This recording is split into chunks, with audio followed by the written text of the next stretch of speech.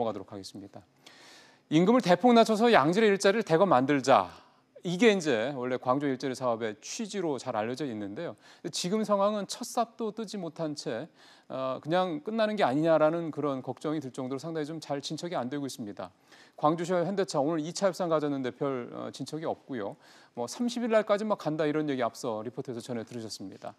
근본적인 문제를 좀 살펴봐야 될 것 같습니다. 또 일각에서는 정부가 일자리 창출 때문에 이 사업을 좀 너무 과하게 밀어붙이는 게 아니냐 이런 지적도 일부 나오고 있어서요. 그 부분도 좀 살펴보도록 하겠습니다. 오늘 도움 말씀을 위해서 산업연구원 이항구 박사 전화로 연결해 보겠습니다. 박사님 안녕하십니까? 네, 안녕하세요. 예. 왜 이렇게 이거 잘 안 되나요? 취지는 되게 좋은 것 같은데. 네, 그렇습니다. 광주형 일자리는 과거 우리 자동차 산업이 이제 고성장세를 유지할 때 국내 투자는 잘 안 되고 해외 투자를 계속 완성차 업체들이 늘려가니까 그렇다면은 좀 국내 임금 구조를 좀 개선해서 국내 투자를 활성화시키고 이를 통해서 좀 고용을 창출하자 이런 취지에서 시작된 겁니다. 예. 굉장히 개념은 저도 적극 지지한다고 봅니다.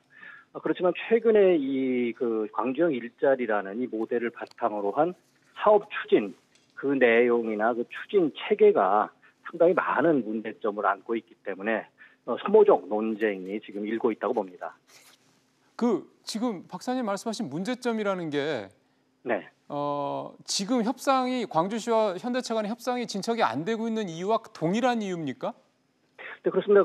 처음에 이제 광주형 일자리는 현대차가 적극적으로 참여를 해서 신규 투자를 또 광주시 그리고 유관기관들하고 같이 해서 10만 대 정도의 생산 공장을 차리고 예. 여기에 취업하는 이제 근로자들은 상대적으로 낮은 임금으로 결국에 취업을 시켜서 조금 생산성도 제고시키고 또 새로운 모델들을 생산해서 결국에는 광주뿐이 아니라 우리나라 자동차 산업에 있어서 새로운 그런 성장 모델을 만들자 하는 거에서는 이제 굉장히 긍정적인 평가를 받았습니다. 그런데 최근에 협상이 진행돼 오면서 이 내용이 굉장히 많이 바뀌고 또 퇴색됐다는 거죠. 또 완성차 업체로서 받아들이기 힘든 일종의 근로자들이 경영에 참여하거나 또 임금 구조도 이것을 한 일정 기간 동안 과거 선진국들이 추진한 것처럼 묶어놓는 것이 아니고 그때그때 약간 변동성도 있을 수 있다. 이러한 좀 완성차 업체들이 그동안 받아들이기 어려운 내용들이 들어가다 보니까 지금 완성차 업체에서는 이제 난색을 표명하고 있는 겁니다.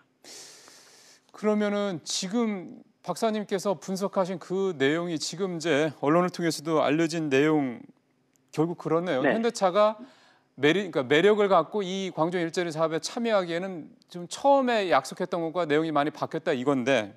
네. 만약에 현대차가 그러면 우리는 못하겠다 하고 이제 완전히 물러나면요 대안이 있습니까?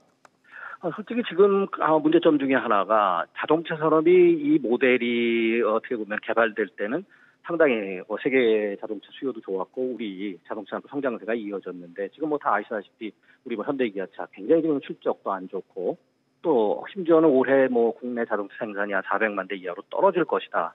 그래서 공급 과잉이 나올 것이다. 이런 우려까지 나오는데요. 예. 여기에서 10만 대 증설을 한다는 것은 굉장히 무리수라고 누구나 지금 평가할 수가 있다는 것이죠. 그리고 또 하나 이제 새로운 법인을 하나 만드는데 운영 주체가 누구고 또 자동차 산업이라는 게 굉장히 복합적이고 종합적인 산업입니다. 그렇죠. 이게 단순한 공장만 만드는 것이 아니고 판매망도 있어야 되고 또 만들 모델들도 있어야 되고 여러 가지 문제가 좀 뚜렷하지 않게 문제점으로 지적되고 있기 때문에 이것을 개선 방안을 내놓던 아니 해결 방안을 내놓기도 굉장히 좀 어려운 그런 상황들입니다.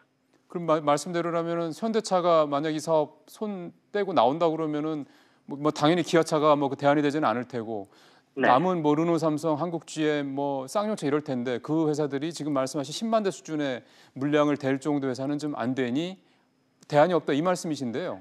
네, 그러면은 네. 예 말씀하시죠. 네, 외국계 완성차 업체는 좀 더 어렵습니다. 그러다 보니까 국내 투자를 한다는 거는 상당히 좀 어불성설이고요. 예. 일부에서는 지금 한국 GM 같은 경우는 아시다시피 규모를 좀 축소하고 있고, 그렇죠. 예. 또 쌍용 같은 경우 적자를 나고 있고, 또 르노 삼성도 내년이면 지금 위탁 생산하는 물량이 어떻게 될까 갖고 고민을 하고 있는데 결과적으로 국내에 있는 완성차 업체들은 이런 증설 투자, 신설 투자를 하는 데 있어서는 굉장히 좀 어려운 그런 상황입니다.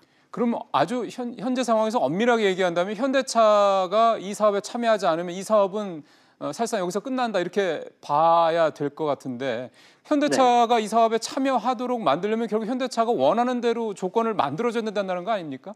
네, 그렇습니다. 그러니까 현대차도 처음에는 광주역 일자리를 근간으로 한 새로운 사업 모델들인 줄 알고 이제 들어온 걸로 압니다. 그렇지만 이것이 점차 현대차의 지금 기존의 문제점들이 그대로 내포되어 있는 그러한 사안들이 나오기 때문에 현대기아차로서는 이것을 수용하기가 굉장히 어려운 그러한 모델이라고 봅니다. 마지막으로 이 질문을 드려야 될 것 같습니다. 지금 이게 좀 너무 그 처음에 현대차의 광주시가 제안했던 내용이 그 지역 노동계와의 합의 과정에서 조금 바뀌고 이러다 보니까 현대차가 더 받아들이기 어려운 상황이 됐다라고 저희 기자도 취재한 내용 아까 전하던데요. 네. 그렇다면은 이게 일자리 창출 문제 때문에 약간 좀 졸속으로 좀 약간 뭐랄까요? 너무 급하게 추진이 되는 게 아닌가라는 부분. 뭔가 해법이 네. 좀 있어야 될 것 같습니다. 그러니까 광주형 일자리 모델은 우리 지금 자동차 산업이 구조 개편에 들어가야 되기 때문에 고통 분담 차원에서는 상당히 좋은 그런 모델이라고 봅니다. 그렇지만 모두에도 말씀드렸듯이 과연 지금 증설 투자를 해야 되고 또 이러한 그 신규 모델 지금 소위 얘기한 경영 SUV가 우리 좀 판매망도 좀 불확실하고요. 또 경차가 지금 국내에서는 상당히 공급 과잉 생산 능력을 가지고 있습니다. 그렇다면 결과적으로 광주형 일자리를 바탕으로 한 새로운 공장이 만들어지더라도 여타 지역에서 또 피해를 볼 수가 있습니다. 예. 이런 좀 대승적인 차원에서 계획이 만들어지고 추진이 돼야 되는데 어떻게 보면 약간의 일종의 특정 지역이나 또 특정 기업을 몰아붙이는 이러한 그 추진 체계는 좀 바람직하지 못하다고 봅니다. 예. 현재로서는 우리 자동차 산업은 이제 구조 조정에 들어가야 되기 때문에 노사가 좀 고통 분담을 해야 됩니다. 이미 뭐 그렇죠. 선진국 자동차 업체들도 그동안 잘 나갔었는데 앞으로 세계 자동차 산업이 1, 2년간 어렵다. 그러니까 GM 같은 경우도 뭐 한 18,000명을 지금 일단은 해고를 하고 다시 경기가 좋아질 때 재취업을 시키겠다. 이러한 명확한 뚜렷한 그러한 목표나 비전을 제시한다는 거죠. 근데 지금 상당히 목표나 비전도 뚜렷하지 않으면서 또 계획이 수시로 바뀌고 있기 때문에 굉장히 많은 혼선들을 초래하고 있고 예. 이것이 계속 추진되기에는 굉장히 좀 문제점이 많다고 봅니다. 알겠습니다. 박사님 말씀 잘 들었습니다. 네, 감사합니다. 네, 지금까지 산업연구원 이항구 박사로부터 광주 일자리에 대한 전망까지 들어봤습니다.